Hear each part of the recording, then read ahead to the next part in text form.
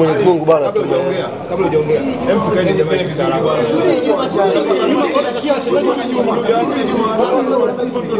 Basi tuneni kule. Oya tuondoke tena. Tayari? Alihongera sana kwa matokeo ya mchezo leo. Ya, tunamshukuru Mwenyezi Mungu na tunasema alhamdulillah tumefuzu kwenye hatua hii ya awali kwa jumla ya goli 5. Away tupata goli 3, nyumbani tumepata goli 2. Tumequalify kwa lugha ya kimpira wanasema tumequalify kwa kishindo kutoka hatua hii kwenda hatua inayofuatia. Kwa hiyo tunamshukuru Mwenyezi Mungu.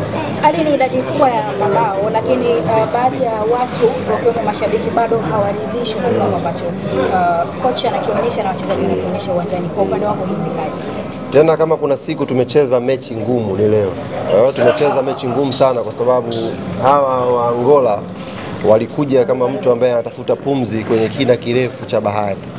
Walikuja wako very aggressive first half. Mimi niwapongeze sana wachezaji wetu, waliweza kucheza kwenye ile pressure ambayo wamekuja nayo hawa jamaa first half, na wamethibitisha leo mileti ya Angola kwamba sio timu nyepesi.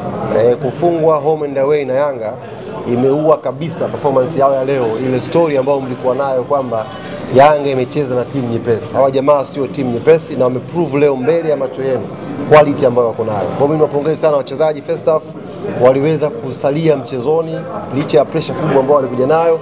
Second half yakafanyika mabadiliko kidogo ya kiufundi. Profesa Pacome akarudi shimoni pale, Edmund akaenda kushoto, Chikola akaenda kulia na rhythm sasa ikaanza kupatikana. Baadaye akatoka Prince Dube akaingia Tembo Boyeli, ile rhythm sasa ikaanza kupatikana. Imefunga goli bora sana nafikiri kwenye hii hatua ya awali. Sidhani kama kuna goli ambalo movement yake ni movement bora kama hili goli la Pacome Zouzoua hapa alofunga leo. Kwa hiyo imekuwa ni performance nzuri second half, na mwalimu wetu ameendelea kuthibitisha anaweza kusoma mchezo, akakabiliana na pressure na akaja na majibu pindi ambako anaulizwa maswali magumu kwenye pitch. Alikamwe, Yanga hii ya Romain Folz kipindi cha pili inaonekana kuwa hatari ukichukulia kwenye sample ya baadhi ya michezo mikubwa Simba kule ugenini. Hapa leo unaona kipindi cha pili huwa inakuja kivingine zaidi. Siri ni nini ya kifupi? Hakuna siri yoyote nyuma, tunaendelea kutengeneza bado. Yaani kuna kitu bado tunakitengeneza. Fi second half leo mmeona rhythm ambayo tulikuja nayo. Naamini ndani ya muda mfupi tu hii rhythm itakuwa imeshakolea hii. Kinachoonekana kipindi cha pili kitaonekana pia kipindi cha kwanza. Leo tulikuja na plani ya kufunguka tuweze kumaliza hii mechi mapema, lakini jamaa ndani ya dakika 15 wakatuonyesha kwamba na wao dhamira yao ni kuja kufanya comeback. Sasa unapokuwa unajua mpira, ukishaona timu inacheza namna ile kwa very aggressive na wewe una faida ya goli 3, hauwezi tena kucheza kama kuku ambaye amekatwa kichwa. Lazima upunguze kidogo tempo ya mechi, waache wacheze, pumzi ipungue kidogo, alafu second half ndio ufungulie sasa booster. Kwa hiyo second half tumefanya ambacho tulipanga kufanya kipindi cha kwanza, lakini wenzetu wamekuja beta sana, wamecheza vizuri na tuwapongeze kwa siku ya leo. Ali Azizi umekubali hayo? Mfumo ukubali kipindi cha pili. Kipindi cha kwanza tutaka tuonyeshe mfumo, hawa jamaa wakatukabia kwa juu. Wakaja wangu wamekuja wote. Yaani walikuwa wanafuata mpira mmoja watu watatu. Tukasema hapana. Mfumo hata kama umekubali tusionyeshe muda huu. Tukiifungua hii mechi, wakipata goli hawa mechi itakuwa ngumu zaidi. Nafikiri mmeona first half wametengeneza nafasi moja, imekula Besela pale, nyingine Diara kama kacheza nao cross hivi, walikuwa wako na hatari kweli first half. Tukasema tusicheze kama watu ambao hatuna uzoefu. Turudishe timu chini kwanza, tuwa contain hawa watu, afu second half tukawaonyesha Young Africans zinafananaje. Kwa hiyo hali hizi taarifa za kwamba coach Romain ataungana na Ruben Amorim unakuwa miongoni mwa kocha ambao wanaweza kufika Christmas. Usimfananishe kocha wetu na hayo matatizo. Tafadhali. Simfananishe kocha wa Yanga na kocha wa Manchester. Ni watu wawili tofauti kabisa. Wanaweza kufanana rangi, lakini hawawezi kufanana hatima, ndugu yangu. Anayoyapitia Manchester ukifananisha na Yanga hata mimi unatetemeka. Manchester hawezi kufanana na Yanga, ndugu yangu. Sisi tuna rhythm yetu inakwenda na inaonekana kwamba kuna kitu tunakitafuta. Kimsingi leo kocha bado yupo. Malizia bado yupo sana. Sio bado yupo sana. Kuna kitu tunakitengeneza na naamini inshallah mnachokiona second half. Na leo hawa jamaa mimi ninachofurahia hawa leo wamethibitisha kwenu ambao mlikuwa mnasema Yanga amefunga kibonde.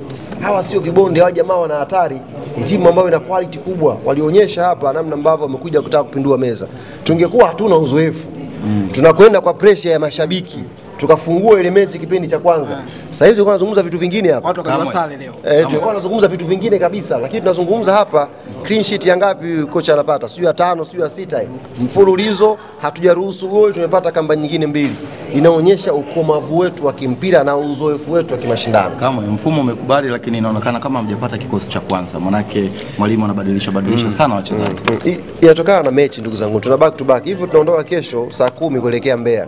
Kuna mechi nyingine tena Mbeya na Mbeya City ya ligi. Kwa hiyo hii back to back inafanya mwalimu pia awe anafanya rotation. Kwa mfano jana Mohamed Dumbia alipata shida kidogo kwenye uwanja wa mazoezi. Wataalamu wa afya wakamshauri mwalimu hakuna haja ya kumriski huyu kucheza mechi hii na una mechi nyingine ngumu ya ligi inafuatia. Kwa hiyo mpumzishe. Ndio maana hamjamuona leo Mohamed Dumbia. Angeweza kucheza kama tungekuwa ni kauka nikuvai. Lakini tuna squad pana na mwalimu anajaribu kuadapt mazingira haya ya rotation na hizi mechi tuweze kupata matokeo mazuri. Jambo la msingi ni kwamba tunafanya rotation na watu wanalia. Tunafanya rotation na watu wanaumia. Hadi kulikuwa kuna tetesi za Aucho kurejea Januari kwa maana ya kwamba pengo lake imekuwa ni ngumu kuzibika. Kwa hiyo anachokionyesha Azizi Ndambwile ni wazi kwamba pengo limezibika. Kwanza anarudia tena.